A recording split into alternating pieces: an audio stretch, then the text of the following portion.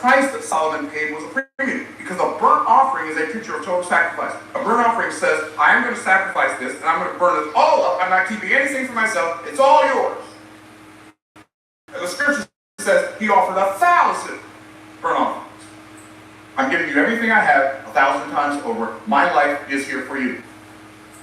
The things that were written aforetime were written for our learning, that we through patience and comfort of the scripture might have hope. This Old Testament story is a picture of Romans chapter 12, verse 1. What does it say? I beseech you therefore, brethren, by the mercies of God, that you present your bodies a what? Living sacrifice. Not a dead sacrifice, a living sacrifice, holy and acceptable unto God, which is your reasonable service. So I believe that that's a picture of a living burnt offering. We burn up our energy, our life force, sacrificing. Sacrifice means to let go of something of a lower nature so you can take a hold of something of a higher nature. I'm burning up my life energy, living it to carry out the work of the one who made me. 1,000 burnt offerings. Okay.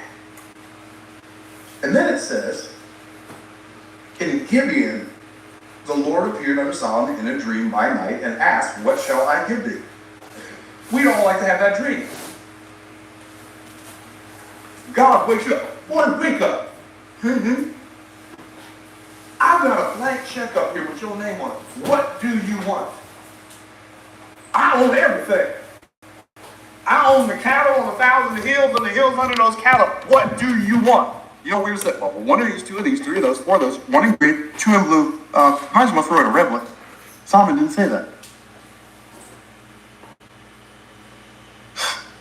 We see what I believe is one of the most powerful prayers in all of Scripture. Ask what I shall give thee. And Solomon said, thou showed unto thy servant David, my father, great mercy, according as he walked before thee in truth and uprightness of heart with thee, and hast kept for him this great kindness, that thou hast given him a son to sit on his throne as it is this day. And now, O Lord my God, thou hast made thy servant king instead of David my father, but I am but a little child. I know not how to go out or come in, and thy servant is of the midst of thy people, which thou hast chosen, a great people that cannot be numbered nor counted for multitude. Give therefore thy servant an understanding heart to judge thy people, that I may discern between good and bad, for who is able to judge this thy so great people? We see the prayer that Solomon prayed was for the people. Solomon said, I literally started praying this prayer every day. Dear Lord, give me the wisdom to do the thing you put me on this earth to do in a way that pleases you and serves the people you put me here to serve. Why? Because I realized that I was inadequate. I realized I was inept. I realized that I was insufficient. I realized that I was incapable on my own of making it work. I already attempted to make it work by myself. And look at what I did. I got my car repossessed and my house short sold. And I used to make a lot of money. Now I don't know what to do. Just give me wisdom to do the thing you put me on this earth to do in a way that pleases you and serves the people you put me here to serve. Solomon said, I don't know. I'm a little child. I'm unable, incapable of doing the thing you created me for without you. How about that for an awareness? How about that for a wake-up call? See, you thought your lack of qualification means you're not supposed to do it. But your lack of qualification means you're supposed to pray your way through it.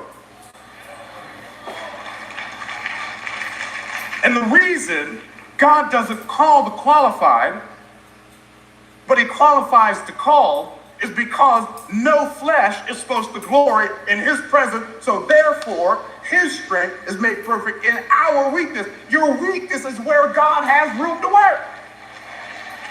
I don't know what to do. Congratulations. You're called. These are principles all through. I love what Samuel said when Jesse called all of his sons except the one for whom the coronation was. Called everybody but David. Samuel dissed them all. Samuel said, the Lord hath not chosen this. The Lord has not chosen this. The Lord has not chosen. He didn't even say him. He said this.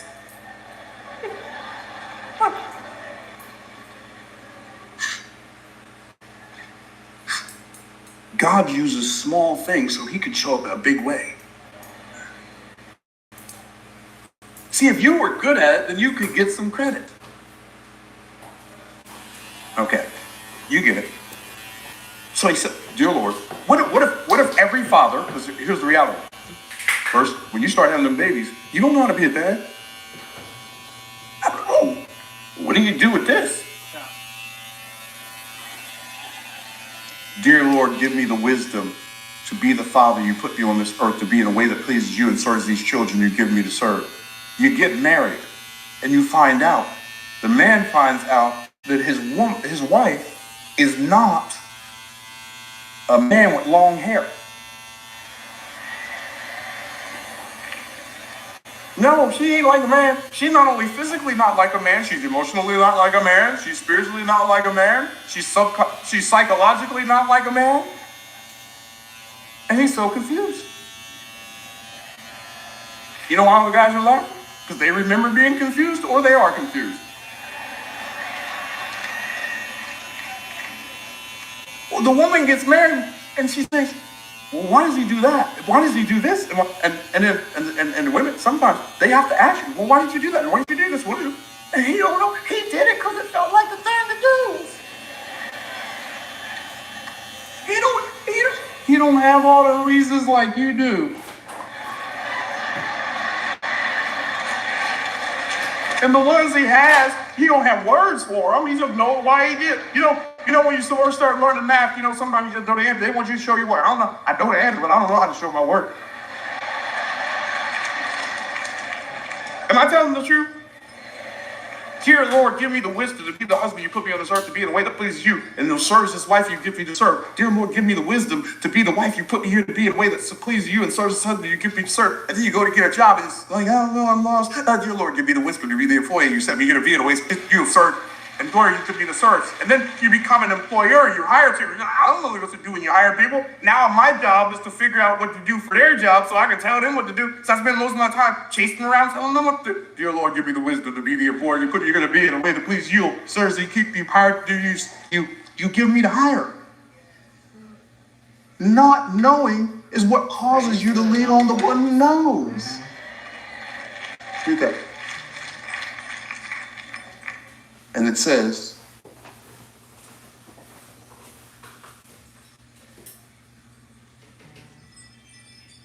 verse 10, and the speech pleased the Lord that Solomon had asked this thing. And God said unto him, because thou hast asked this thing, and hast not asked for thyself long life, neither hast thou asked riches for thyself, nor hast thou asked for the life of thine enemies. In fact, the only thing that Solomon asked for himself was for God and the people God sent him to serve. What if that was our heart's desire? What if that was the result of our lives being a living burnt sacrifice? Okay.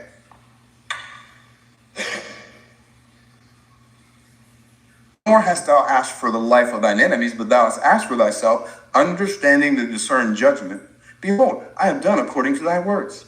Lo, I have given thee a wise and understanding heart, so that there was none like thee before thee, neither after thee shall any arise like unto thee. You are going to be the best of the best. You can forget about the rest. Then he said,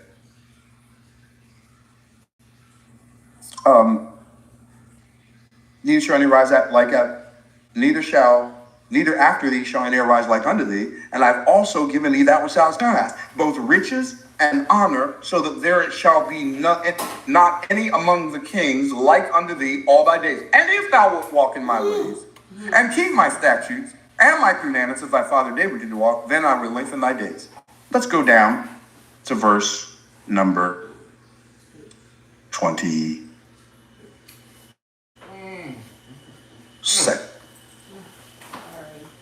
No, that's not it. That's not it. Let's go go to chapter 4. That's where I'm going to go. Chapter 4. Chapter 4. What is the result of this, what God promised Solomon? Here's what it is. Chapter 4, verse 29. And God gave Solomon wisdom and understanding exceeding much, and largeness of heart, even as the sand that is on the seashore. And Solomon's wisdom excelled the wisdom of all the children of the east country, and all the wisdom of Egypt. And he was wiser than all men. And in case you don't know who that includes, he was wiser than Ethan, the Ezrahite, and Haman, and Chachal, and Darda, and the sons of Bahal, and his fame was in all nations round about.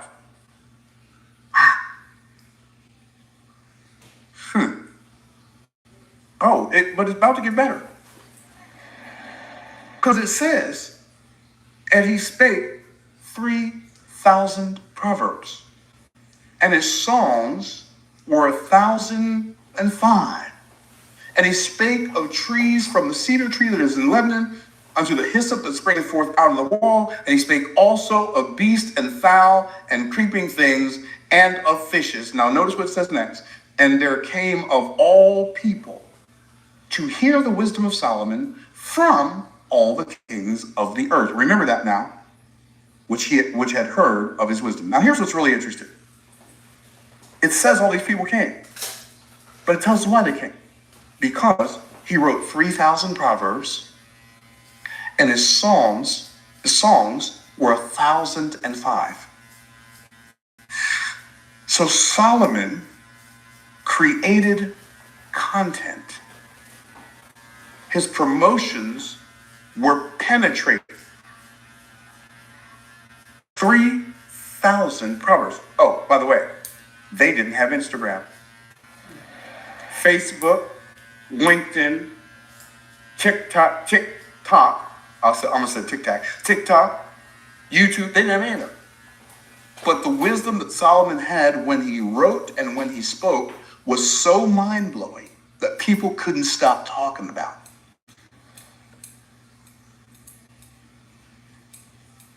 In fact, people heard about it and said, I don't believe it, I'm gonna go find out for myself. Okay.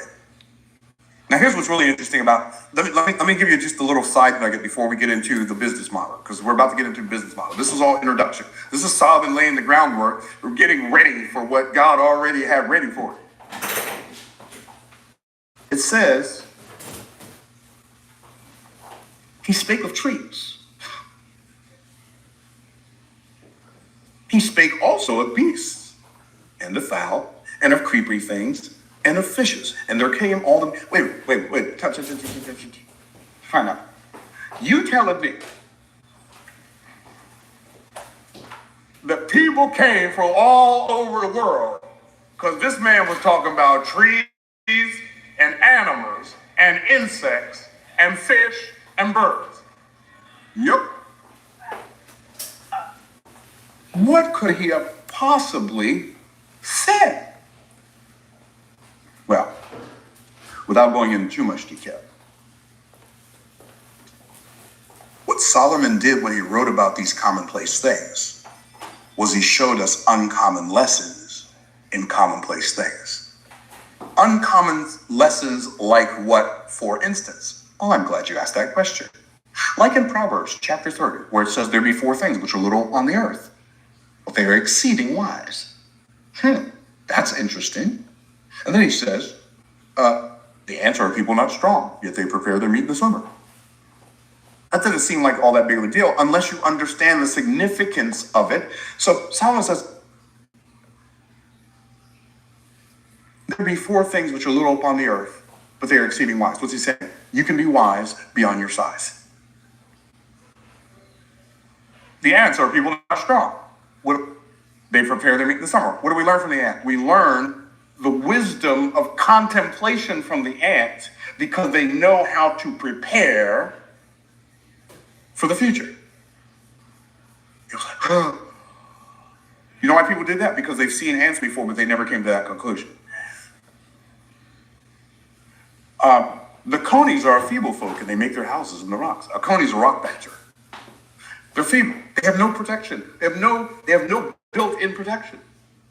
So we learn the wisdom of compensation from the coney because they know how to protect themselves with things that are stronger than they are.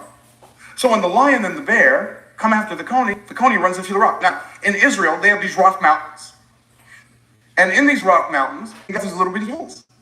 And you see rock badgers just running in and out of these little bitty holes. And just, so people had seen these rock badgers, they probably had seen predators chasing these, and the rock badger goes in, now the prey can't go. People are like, oh my goodness, never heard anything like this before. And then it says, the locusts have no king, but they go forth all of them by bands. What do we learn from the locust? We learn the wisdom of cooperation from the locust because they all participate. Two are better than one. A threefold cord is not quickly broken. And then it says, and the spider taketh hold with her hands and is in the king's palaces. We learn the wisdom of compensation from the spider because they learn how to capitalize on what others have done. What does that mean? A spider can't build a palace, but a spider can live in one. See, I can't invent the internet, but I can capitalize on the fact that it exists. I can't invent technology, but I can capitalize on the fact that it exists. Or I can not have the wisdom of the spider and ignore it. Do you see what I mean when I say he teaches uncommon lessons from commonplace things? Okay, y'all get it. Cool. And he had so many of these. Imagine 3,000 of these. And then imagine having 1,005 top 10 hits. All right, is that short enough, man? Yes, ma'am. Solomon said, yeah, I'm going to hit him on the education front. I'm going to hit him on the entertainment front. They ain't going to be able to get away from my impact. Okay, now we're going to look at Solomon's business model. Now y'all understand who we deal with. Everybody ready? This is the part that changed my life. It's 1 Kings chapter 10. It says, when the Queen of Sheba had heard of the fame of Solomon concerning the name of the Lord, how did she hear about him, I wonder? Oh, that might have been one of those 3,000 proverbs. Might have been one of those 1,005 songs. We are done, young man. Right? Thank you. Feel good? See, some of y'all are so busy. But I don't like the internet. I don't like social media. I don't like it either. But I'm going to show you it because it's there. Okay.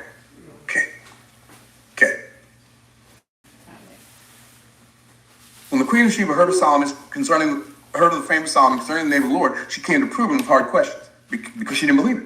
And she came to Jerusalem with a very great train and camels that bear spices and very much gold and precious stones. And when she came to Solomon, she communed with him of all that was in her heart. And Solomon told her all her questions. There's not hid anything from the king which he told her not. And when the Queen of Sheba had seen all Solomon's wisdom and the house that he had built and the meat of his table and the sitting of his servants and their tents and their apparel and his cupbearer,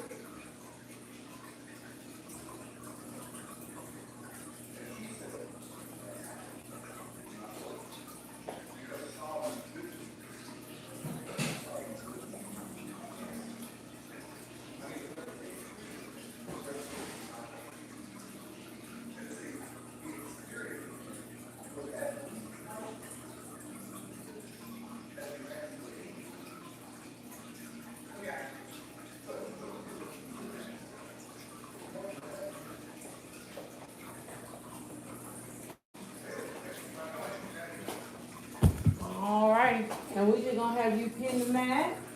Tell us where you from. Let's see, DC. DC.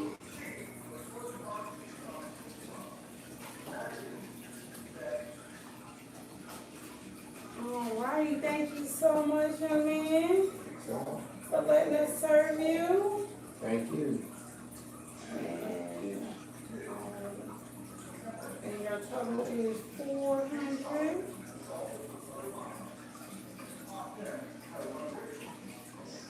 How you want to pay that? Do you want to do, how do you want to pay it? You want to do, did you do Zelle before? Zelle, if you can. And then I can give you the information.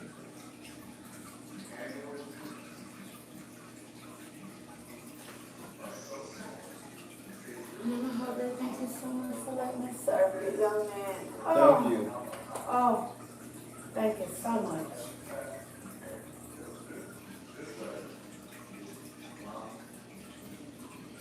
You live in DC or you live here? I live here. Oh, okay. Come on back now. Yes, sir.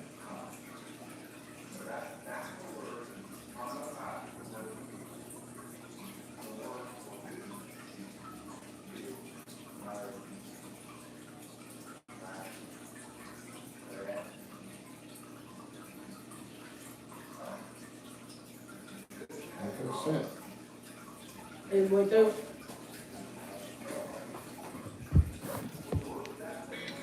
Yes, it is. Thank you so much again. Thank you. Please don't be a stranger.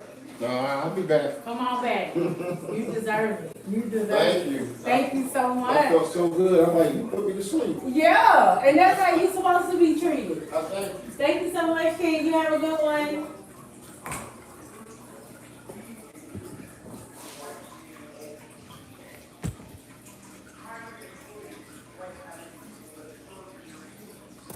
Hi, y'all.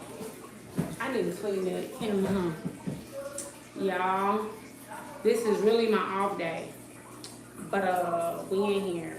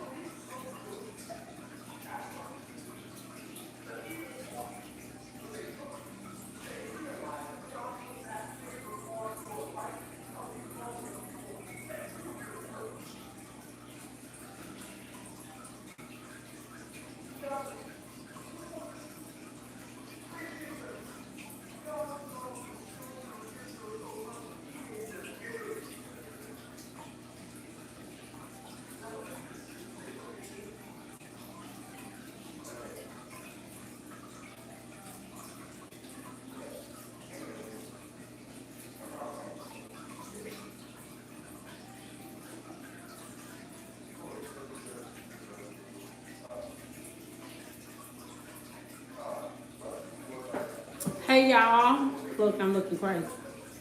Y'all, I'm really off today, but I just came in and did a VIP client, which was called our whole nine.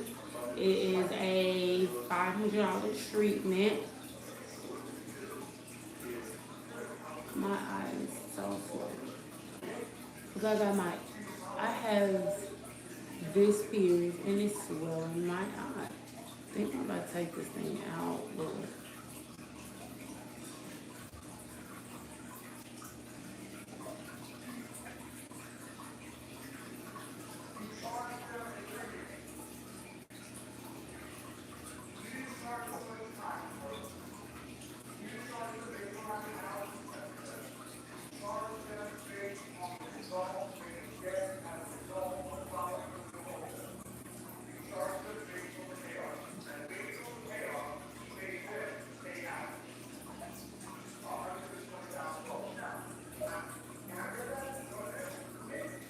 Still cute. Still keeping it cute. Y'all don't never get to see any messages.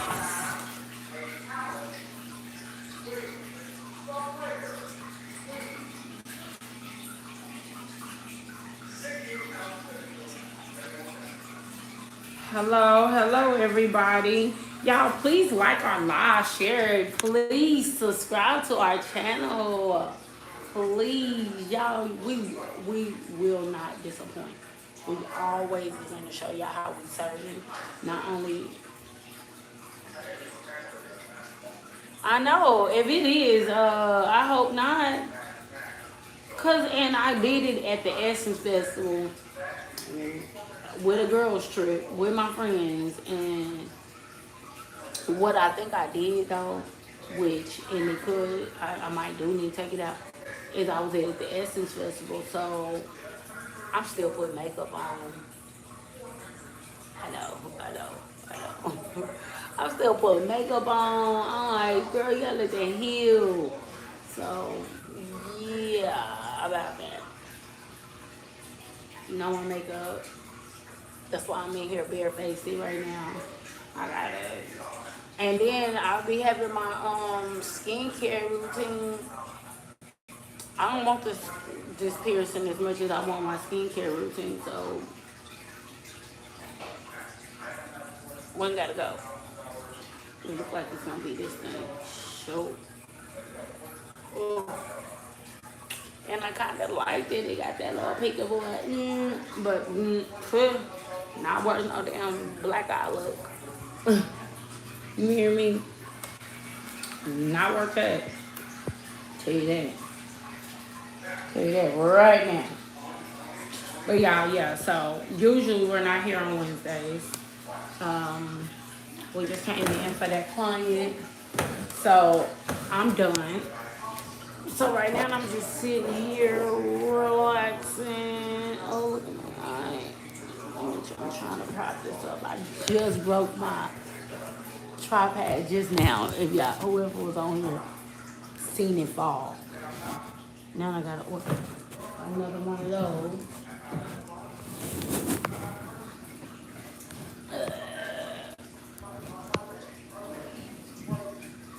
But y'all, subscribe, please.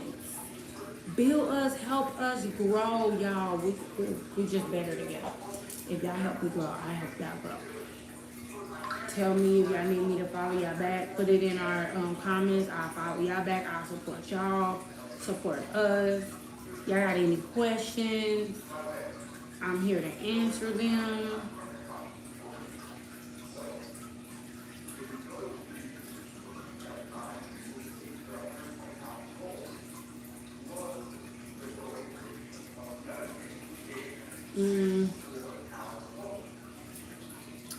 Let me call my assistant back. Y'all got any questions, let me know.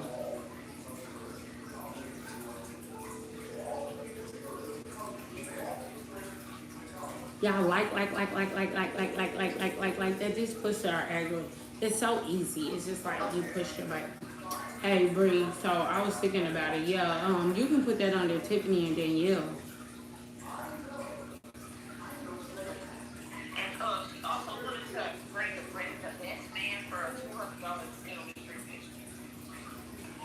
And how's his hair? It's bald. What day was that? Huh? What day was that? The 25th.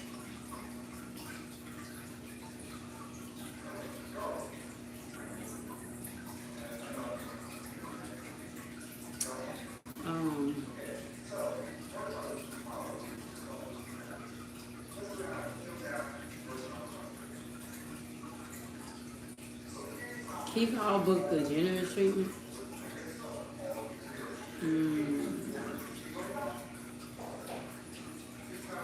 John.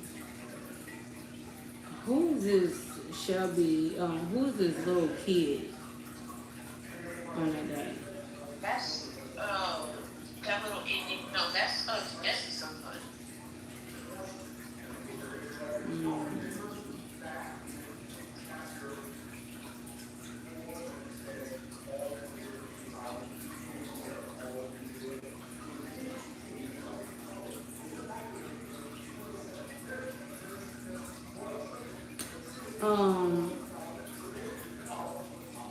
I would. It was so hard contacting Jesse's son, but I would put Jesse's son on Tiffany.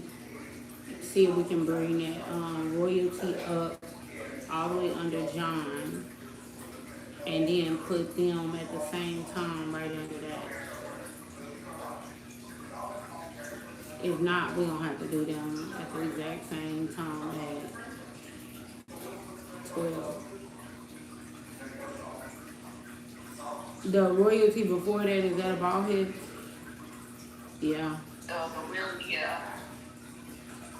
I would want to see if I can move them up. Tiffany can do Jesse's son. And what time off was Jesse's son? I will. You can really keep them at the same time, so they don't have nothing to be complaining about. We really can just push them over. They don't got nothing. We don't got to explain them. And then ask Willie if he can move up.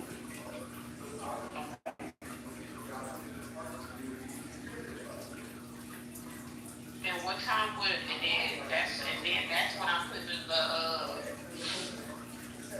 The two people, yeah.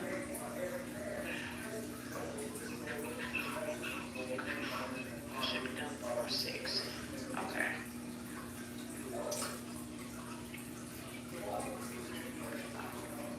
Who's next? Which one of y'all gonna book next? They better call the Barber Experience. Let me go. Start cleaning up.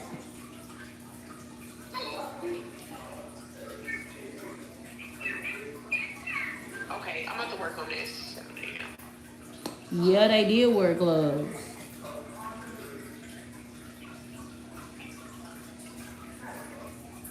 Okay, let me know. Okay.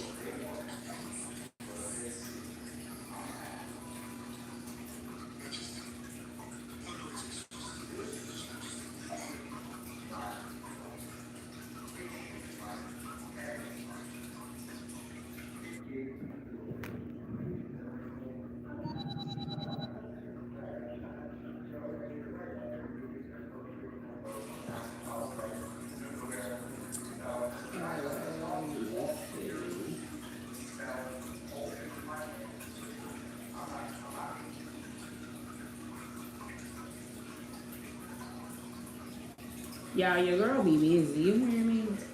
You hear me? Your girl be busy.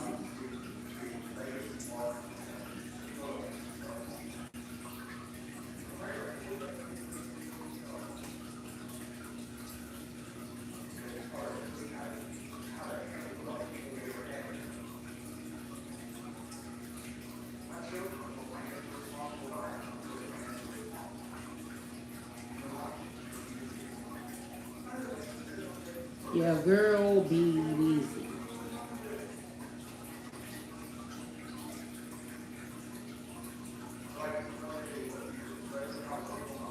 Let's get on here and ask some questions.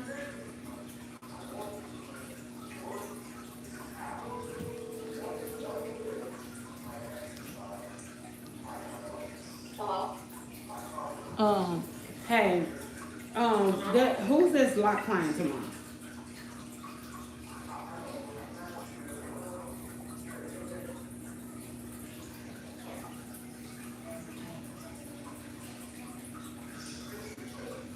I would have to see, because I'm really not sure what this is.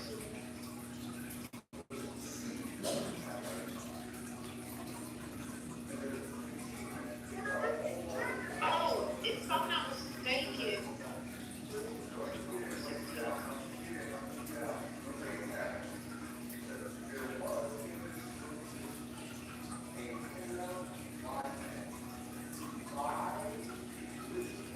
Sorry for the confusion. Huh? if I'm not mistaken, it's the appointment that was moved because it was his birthday or something like that. I don't think so, because that I mean, it might be him, but I would call and confirm all that. Because it's still a question mark. There's still too much going on. okay, I'm gonna call right now. Okay.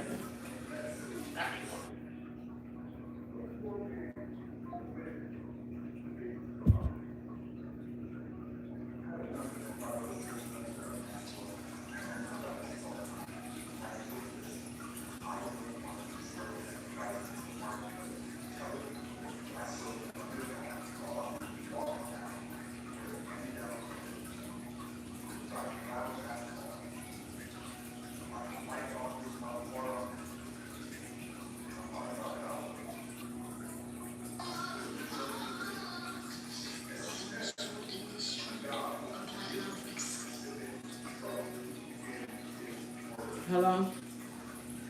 I just called him and I said how this for the Barber experience. I don't know if he could hear me or if he intentionally hung up on me, but he hung up on me. Yeah, I will text him and call him back. Like, are we playing game? I mean, well, yeah, because you on our books. Yeah. I'll call him back and text him.